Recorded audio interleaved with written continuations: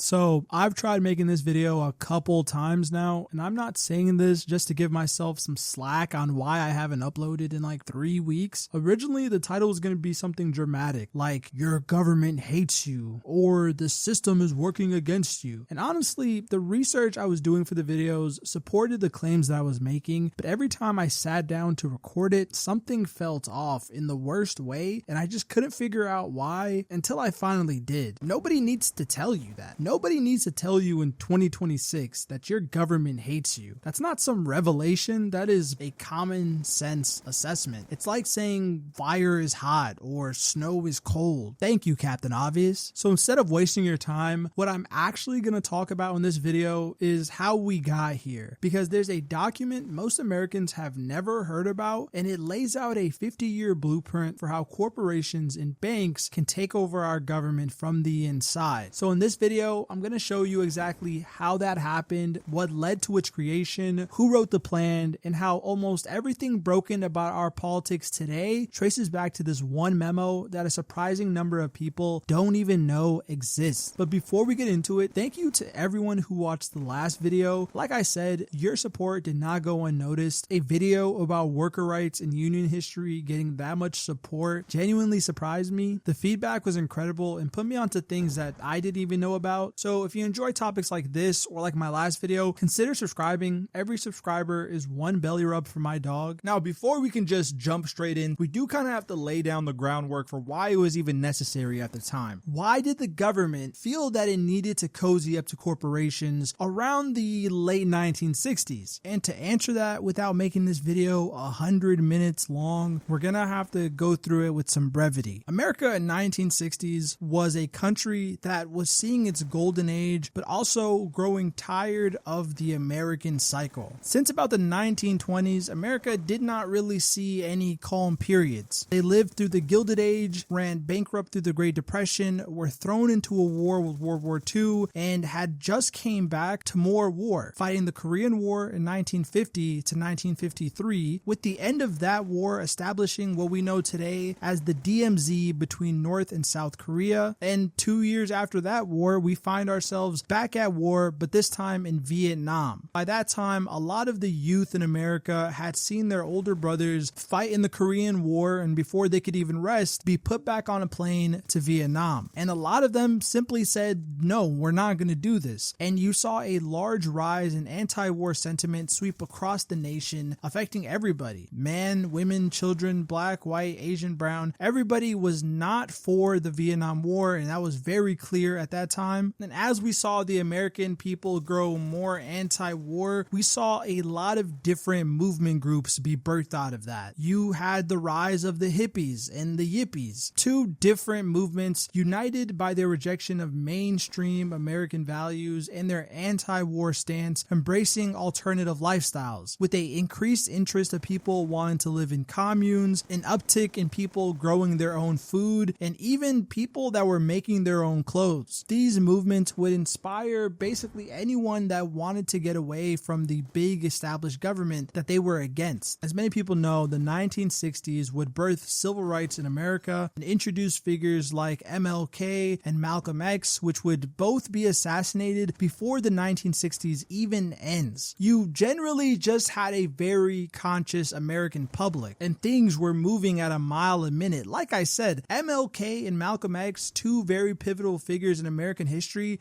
did not even make it out of that decade. That just shows you how fast things were moving in America at that time. And underneath all of it, there was one current running through everything that really made corporations and the government more terrified than any single protest could. It was the idea that regular people could use collective power to force change onto the system. And they were actually doing it and not just speaking about it. Even after all the union busting from Taft-Hartley, unions were at near peak strength well throughout the 1960s. Workers were walking off the job and winning. The counterculture was feeding directly into the consumer rights movement and the environmental movement, giving people a new framework to fight corporate power on multiple fronts at once and win. You see rising figures like Gaylord Nelson, who was a US senator that would go on to create Earth Day, and Ralph Nader, who basically created consumer rights by exposing the automotive industry in his book unsafe at any speed, Nader was essentially the first person to say what the corporations had been counting on the American public to stay quiet about, that they valued profit over your life and weren't sorry about it, and he exposed how the automotive industry was building dangerous vehicles and did not care. And the American public stood behind these activists. We would also see Ralph Nader pass things like the Clean Air Act, the Clean Water Act, and create the EPA. I mean, you can credit this guy for making sure that America doesn't look like Northern India. And we would also see safety regulations on everything from cars to children toys. I mean, before Ralph Nader came around, corporations could legally poison your city's water supply and have no obligation to clean it up. This was a moment in American history where the tools given to the people were actually being used by the people. And it went way beyond just a vote or a organized protest. People were demanding change and weren't taking no for an answer. And now that we've set up the backdrop for the 60s and what the American government was looking at, this is where the Powell Memorandum comes through. I put a post on my community tab a few days ago asking the viewers of this channel if they knew who Lewis F. Powell Jr. was. And by the results of that poll, nobody actually knew who he was. Well, Lewis F. Powell Jr. was a pretty boring person. He was a corporate lawyer who was born in Suffolk, Virginia, and in 1971, about a year before he became an Associate Supreme Court Justice, he would pen a memorandum to the U.S. Chamber of Commerce. He titled this memo, Attack on America's Free Enterprise System. And what he wrote wasn't a policy proposal. It wasn't any type of legislation. It was more so a playbook, a blueprint, a long-term game plan for how corporations could build permanent influence over the courts, the media, the education system, and eventually the entire political apparatus in this country. And here's the thing about Powell that I think is important to understand up front. People portray him as a guy with devil horns that just hated all progressive movements in general. They portray him as some type of cartoon villain writing a mustache twirling plan in a dark room. But Powell genuinely believed that capitalism and free enterprise were under threat from the progressive movements of the 1960s. In his words, the students were being radicalized against business, the courts were expanding consumer rights at a record speed, and the media was increasingly hostile to the corporations that they were talking about. Powell's argument was simple to understand. If business doesn't get organized and start playing the long game, it loses. So he laid out exactly how to play the game. The reason this memo matters so much isn't just what it says, it's what happens in the decades following it. After it was leaked a few months after he wrote it to the Chamber of Commerce, the people at the time did not pay it much attention, many of the progressives even laughing it off, calling it some paranoid thought bubble and moving on from it. And the things that followed in the decades after this memo was written suggest that somebody or some group took it very seriously, even if the public didn't. His argument was simple to understand. If businesses didn't get organized and start playing the long game, they might not be around to play at all. So he taught them exactly how to play. And his plan was very simple. He had 4 main targets, and each one connects directly to something you experience today. The first target that he put his eyes on was the universities. And Powell did not beat around the bush about this. He told them you have to get inside the institutions and shape how young people think before they enter the workforce. In the 1960s, students and everyone alike was calling out universities for their corporate ties, even going far enough to call universities faceless bureaucratic corporations, treated students as raw material for the industrial machine. So Powell thought to himself, why not just get to them before they can vote? Before they can form any real worldview, we can fund research, place sympathetic voices in facilities, and create an intellectual infrastructure that makes them pro-market, pro-corporation, and those ideas feel like a neutral stance on economics rather than their ideology that they're being taught. And this isn't something I'm connecting with strings on a map with thumbtacks. Right after this memo was released, there was an explosion of corporate-funded think tanks in the 70s and the 80s that directly credited Powell, like the Heritage Foundation, the Cato Institute, the American Enterprise Institute. All of them funded or drastically expanded after this memo was written. These organizations started producing the research politicians could cite and the talking points media could repeat. This is the era where cutting social programs started being financial responsibility, and any tax on corporations was seen as a punishment to the American people. And that ties in to the second target of the Powell memo, the media. This is something that Lewis Powell knew that they had to do very carefully. Any visible corporate takeover of media would cause immediate backlash. So instead, he advocated for something a lot more subtle. He didn't want every newsroom or media media interview to be taken over by a pro-business voice. He just wanted them to get into the room, be able to challenge hostile narratives against them, and mostly start changing the language that's being used. The counterculture of the 1960s looks like what we see today, with a rejection of establishment, the anti-war sentiment that's been spreading amongst the people, a dislike of bureaucracy, and a move towards a anti-consumerism lifestyle. The only difference is that they were actually acting on the things that they preached and not just saying them. And because of this, the language that Powell wanted to change didn't sound dramatic on the surface, but would open the door for what I call corporate apologists. Because language at the end of the day is everything. Let's not say boss or owner. Let's say job creator. Don't call it regulation. Let's say red tape. And instead of saying we're going to tax the wealthy, let's call it punishing success. These changes in language would eventually allow a lot of thinking and changing to follow, because the framework you put around the issues that you're trying to solve will ultimately determine any type of solution you can come to. If we frame inequality as more of like you failing in your own personal responsibilities, then the solution to help you out would be individual effort, not a collective action. But if inequality was framed as a structural problem, then we would have to change the structure to address it. If it wasn't for this memo, the people on CNN probably would even have a platform. This allowed for people like that to do the heavy lifting for corporate interests and package it as common sense, essentially giving a voice to bad actors. And Powell was not dumb. He was a lawyer and he understood this very well. Whoever controls the language controls the debate. Moving on to the one that is the clearest to see in my opinion, and that was his third target, getting involved directly in the political process. Yeah, if you just thought about current modern day American politics, this is kind of the issue with this letter. It laid out a way for corporations to get into the room where decisions were made, fund campaigns, build lobby infrastructure, and make the cost of ignoring corporate interest way higher than the cost of serving them. And this is where the mind of Powell really starts to show. He knew that this was something that didn't need to happen in just one or two elections, but needed to become some form of permanent infrastructure. The goal wasn't to win in the short term. It was to have so much influence in the long term that it became weird to question why we were even here. It wasn't just to get the corporations really in the room. It was to make them so embedded in the system that we couldn't tell them to get out. I mean, he even writes in the letter explicitly that this will take decades. This requires patience and long-term thinking. This was not a project for people who wanted immediate wins. And why I say this is so important in the timeline of America is because, again, he wrote this in 1971. 10 years later, we would see Ronald Reagan, the president, was starting to implement almost every wish that Powell had immediately at a federal level. And I don't think this is by accident. I think the Volcker shock, the usury laws getting eliminated, all of these tied into the expanding corporate powers part of Powell's memo. And Powell knew once he had the students repeating and giving some type of leniency to the corporations and the media portraying them as not really the bad guys, then it was only a matter of time before the political process got taken over. And once you take over the political process, then you can start to influence his fourth target, the courts. And the courts are massively important because Powell was a corporate lawyer himself who would go on to be an associate justice of the Supreme Court. He would put the courts at the absolute top of his list because they do something that no other body of government can really do. The courts can interpret law and give it meaning even if that's not exactly what it says. If you can shape how the court interprets the law, you can stop progress without ever having to win an election. You just need the right Supreme Court justices or justices in the local branches to make the right calls over long enough periods that they can redefine the meaning of those laws. And in 1982, 11 years after the memo, the Federalist Society was founded, a legal organization dedicated to train and place conservative and libertarian judges throughout America's court system. And in modern day, 6 of the 9 Supreme Court justices are Federalist Society members or alumni. The entire project of remaking the courts that we've watched out play over the last 30 years, Roe being overturned, the Voting Rights Act being gutted, the EPA's authority being stripped away, the NLRB being weakened to just some husk, all of it flows through the pipeline of Powell. Sorry if I sounded a little annoyed in that. Every time I go over this document, I just realize how this didn't just take over the conservative party. I know that Powell himself was a conservative, but this ended up taking politics over as a whole. And I think Powell couldn't have written this letter at a worse moment for the American people. The part of the Powell memo that I think people who have read this memo don't fully understand is the fact that it worked so well that it stopped being a conservative project. What Powell built wasn't just a machine for electing Republicans or turning people more conservative. It was a machine for changing what was possible inside of American politics. Once you change the boundaries of what's possible, once you've shifted the whole field, it doesn't matter which team is playing, they're both playing on the field that you own. And nowhere is that more clear than what happened to the Democrats in the 1980s and into the 1990s. They were literally watching their whole coalition get dismantled in real time. Whether it was the intense corporate interest that took over the 80s or the attack on the working class through union busting, the working class voters that they were meant to stand up for since FDR left were leaving, and quickly. The South was pretty much gone, the union movement was weakening, and instead of asking why, the Democrats just backed down and adapted. They didn't speak to the American people about the Volcker shock, which empowered corporations and interest rates to fly through the roof. They didn't put up a fight when labor power was being destroyed. Instead, what happened was a faction of the Democratic Party started moving to the top, and they did that with the help of corporations. And knowing how disconnected that idea was from the true democratic spirit of the 1960s, they ended up calling it third wave politics. The idea that you didn't have to choose between the workers and business, and that you could be pro-market and pro-people simultaneously. That the old left and right divide was outdated, and a new kind of politics could appeal to everybody, regardless of what side of the aisle you were on. It sounded reasonable, but it ended up just being a disaster that ended up moving the Democratic Party away from left back to a more center left. What third way actually meant in practice was that the Democratic Party would quietly abandon the economic agenda that had defined it since the New Deal, essentially removing unions from being at the core of anything, and started this awkward alliance that they didn't really have a reason for managing. One of the biggest signs of this was when Bill Clinton overturned the Glass-Steagall. Even though it wasn't really much of a factor at that time since the financial landscape changed so much, the framing of Bill Clinton doing this action in the White House televised showed the Democratic Party making a very dangerous agreement with Wall Street. The idea that Wall Street and investment banking was no longer a problem and should actually be trusted. Along with the signing of the GLBA, Clinton would enable the evil that is casino capitalism. By this point, the corporate structure that wanted to get in the room of politics had done more than just get in the room, they had taken it over completely. We saw the same free trade deals that would end up destroying American manufacturing get pushed through the Democratic Party. To welfare reform that would end up hurting the poorest of Americans got signed by a Democratic president. I want to be clear about something before I say this. I'm not interested in relitigating the 90s, the culture wars that they had, and I'm not making a Clinton video. But what I do want to highlight about Clinton is that he didn't govern like a Democrat in any sense. He was more akin to a moderate Republican from the 1960s. He just used a lot of democratic language and progressive framing to help push his ideas. He took the Democratic Party into a center-left direction and would corrupt American politics for so many years to follow. Clinton, aligning himself with corporate interests, would introduce acts that just hurt America overall.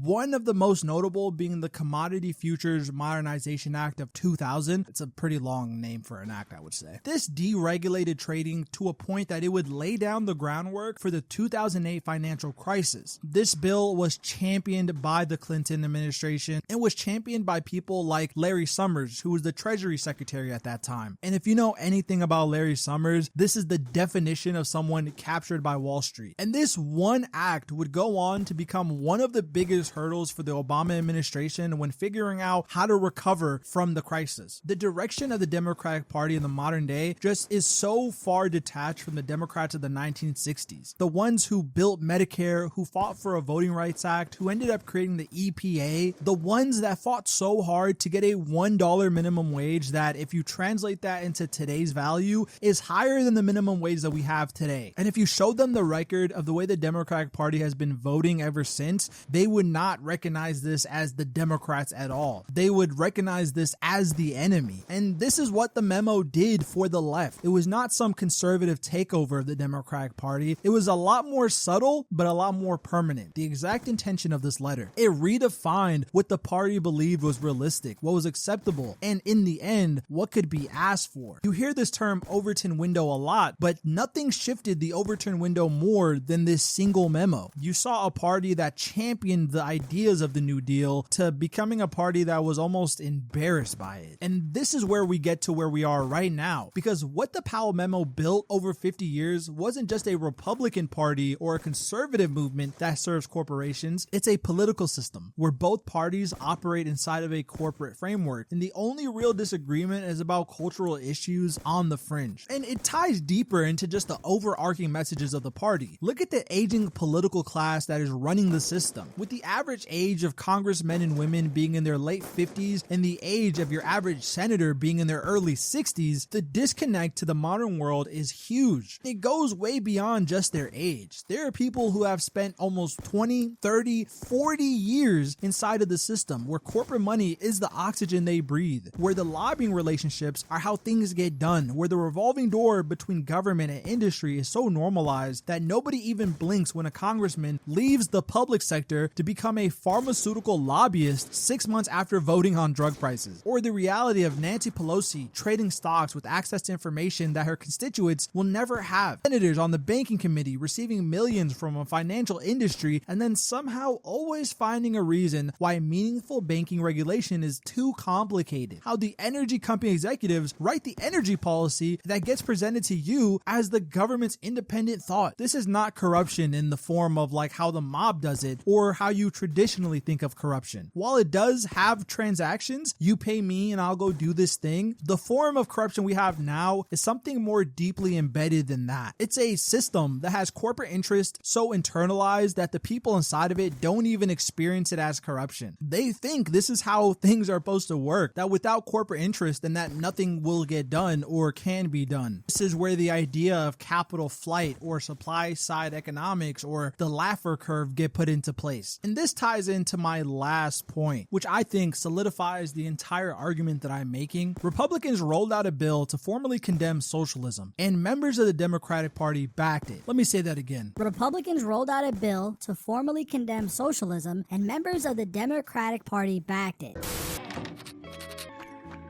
All right, you two, out!